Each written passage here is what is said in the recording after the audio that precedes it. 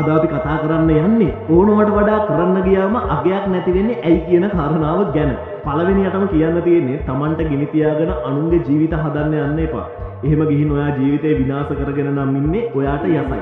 හැබැයි මගේ ළඟ good news එකක් තියෙනවා. ඒක තමයි ඔයාගේ ඇතුලේ සුපිරි ආදරණීය පරාර්ථකාමී සංවේදනයක් තියෙන මිනිසෙක් ජීවත් වෙනවා.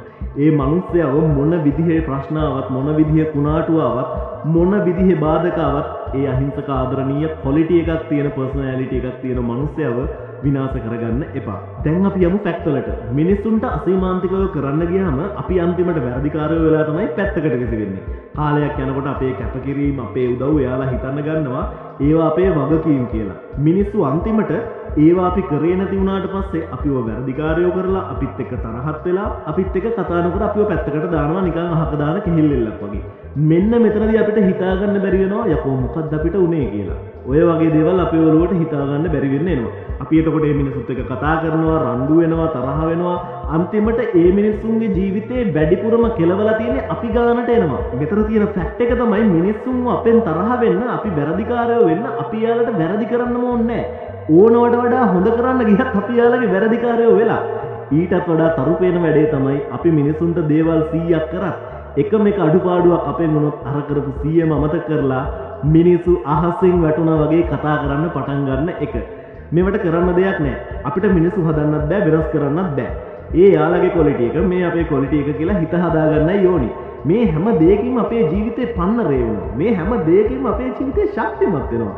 මේ හැම දෙයකින්ම අපි කොච්චර වටින මිනිස්සුද කියලා මේ යුනිවර්ස් එක, මේ දෙවියෝ, මේ සබහාදාම අපිට උගන්වනවා. ඒ වුණාට මිනිස්සුන්ට අසීමාන්තිකව කැපකිරීම කරන්න ගියාම ඇයි අන්තිමේ අපි වැරදිකාරයෝ වෙන්නේ කියලා තව දේවල් දෙක තුනක් තියෙනවා කතා කරන්න.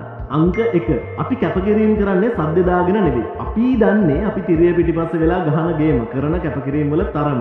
එතකොට මිනිස්සු හිතන්නේ අපි මේ ආයාසයකින් තොරව මේ දේවල් කරනවා කියලා.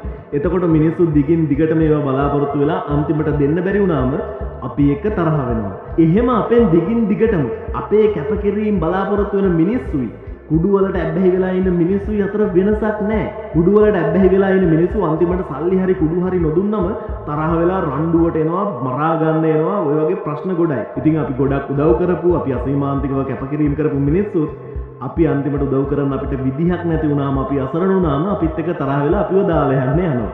අංක 2. ගොඩක් වෙලාවට අපි කරන චිත්ත වේගීය ඉමෝෂනල් කැපකිරීම වලට වටිනාකමක් නැහැ. ඔයා මාර වේදනාවක් පීඩනයක් දරාගෙන හිටියත් සමහර මිනිස්සු වෙනුවෙන් එයාලට ඒක තේරෙන්නේ නැහැ. ඔයා කරන කැපකිරීම වල වටිනාකම එයාලට තේරෙන්නේ නැහැ. එයාලට ඕනි භෞතික දේවල්. ඒ කියන්නේ මොබයිල් ෆෝන්, ටෙඩි බෙයාලා, චොකලට්ස්, ෆෝන් සහ මිල මුදල් අධික ගොඩක් දේවල් තමයි එයාලා කැපකිරීම විදිහට ගන්නෙ. හිතන්න ඔයා මාස ගාණක් එයාලගේ පීඩනයක්, එයාලගේ ප්‍රශ්නයක් එක්ක ඔට්ටු වුණාට හැබැයි සමහර වෙලාවට සතියකින් එයාලට හම් වෙන රුපියල් 250 350 ටෙඩි බෙයා කෙනෙකුට ඔයාව පාව දීලා ඔයාව දාලා යන්නත් පුළුවන්. ඉතින් මිනිස්සුන්ව ළඟ තියාගන්න මේ වගේ දේවල් කරන්න ඕනේ. මේ වගේ සල්ලි පෙන්නලා, දීපල පෙන්නලා, මුදල් පෙන්නලා, තත්ත්වය පෙන්නලා, තෑගි දීලා එහෙම මිනිස්සුන්ව ළඟ තියාගන්න ඕනිද? නෑ. අංක 3. සමහර ටොක්සික් මිනිස්සු කරන්නේ අපිව හූරගෙන කන එක. මුදල් වෙන්න පුළුවන්, හැඟීම් වෙන්න පුළුවන්, මේ ඕනම දෙයක් වෙන්න පුළුවන්. එයාලට ඕනි අපිව හූරගෙනම කාලා අන්තිමට අපිව අයින් කරන්න ඕනි වුණාම අපිව තරහ කරගෙන අපිව එයාලගේ ජීවිතෙන් අයින් කරගන්න එක. මොකද එයාලා හිතනවා එයාලගේ අනාගතයට අපි බලපෑම් කරයි කියලා. මොකද එයාලා බලන්නේ එයාලගේ ජීවිතය දිහා එයාලගේ මට්ටමෙන්නේ. අපි එයාලට කිසිම හිරිහැරයක් කරන්නේ නැතුව, අපි එයාලට කිසිම බලපෑමක් කරන්නේ නැතුව පාඩුවේ hina වෙලා අහිංසකව අයින් වෙලා යන්න ගියත් එයාලා හිතනවා එයාලගේ හොර හිත හින්දා, එයාලගේ ටොක්සික් හිත හින්දා අපි යාලට බලපෑම් කරයි කියලා. ඔය වගේ වෙලාවල් වලට යාලා අපිව බ්ලැක්මේල් කරන්නත් දෙපාරක් හිතන්නේ නැහැ. ඉතින් අද අපි කතා කරේ ඕනවට වඩා කරන්න ගියාම මිනිස්සුන්ට ඇයි අපිව එපා වෙන්නේ කියන කාරණාව ගැන. අමු හේතු ටිකක්. ඉතින් මේ වගේ කවුරුත් කතා නොකරන අපිට ජීවිතේ ජීවත් වෙන්න ඕනි වෙන, ඉස්සරහට සෑහෙන්න වැදගත් වෙන ඕනිම දේවල් ටිකක් අරගෙන තවත් ලස්සන වීඩියෝ එකකින් හම්බෙනකන් කුඹියෙක් වගේ ශක්තිමත්ව වැඩ කරන්න. ඔයාලට good luck.